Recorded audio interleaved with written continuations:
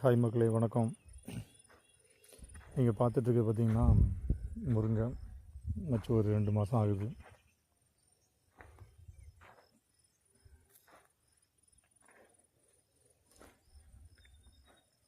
பாருங்கள் எப்படி இருக்குன்னுட்டு.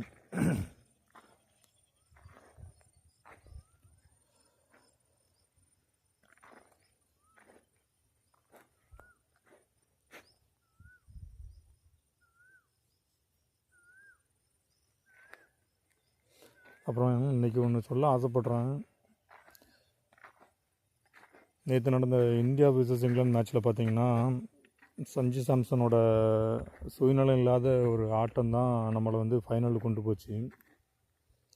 அவர் நினச்சிருந்தா 100 அடிக்கிறதுக்கு இன்னொரு 5 பாலோ 6 பாலோ எடுத்து பொறுமையாக தட்டி 100 எடுத்துருக்கலாம், சரிங்களா? ஆனால் அவரோட சுயநலத்தை கருத்தில் கொள்ளாமல் நம்ம எதுக்காக உள்ளே வந்திருக்கோம் அப்படிங்கிற ஒரு நோக்கத்தை மட்டும் செயல்படுத்தி அதை மட்டும்தான் மைண்டில் வச்சு அவர் அவுட் ஆனதுமே பார்த்தீங்கன்னா 6 அடிக்க ட்ரை பண்ணி தான் அவுட் ஆனார். ஸோ அப்படியே ஒரு நல்ல ஒரு ஆட்டம் ஆடினால தான் நேற்று வந்து பார்த்திங்கன்னா நம்ம வின் பண்ணோம், சரிங்களா?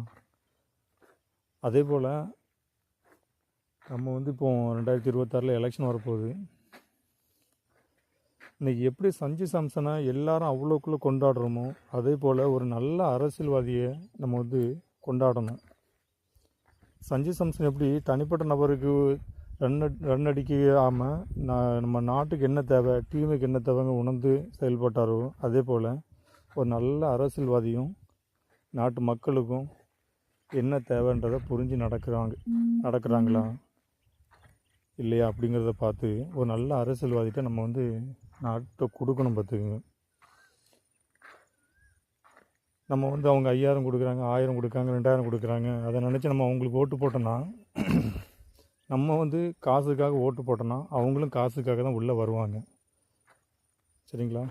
அதை புரிஞ்சுக்கிங்க. புரிஞ்சு ஒரு நல்ல ஆட்கள்கிட்ட நல்ல அரசியல்வாதிகிட்ட நாட்டை கொடுங்க. எனக்கு சொல்லணும்னு தோணுச்சு.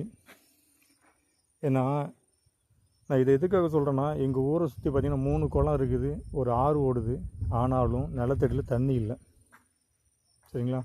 அப்படியே தண்ணி கிடைச்சாலும் உப்பு தண்ணி தான் கிடைக்குது.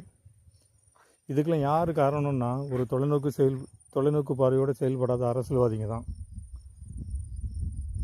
சரிங்களா?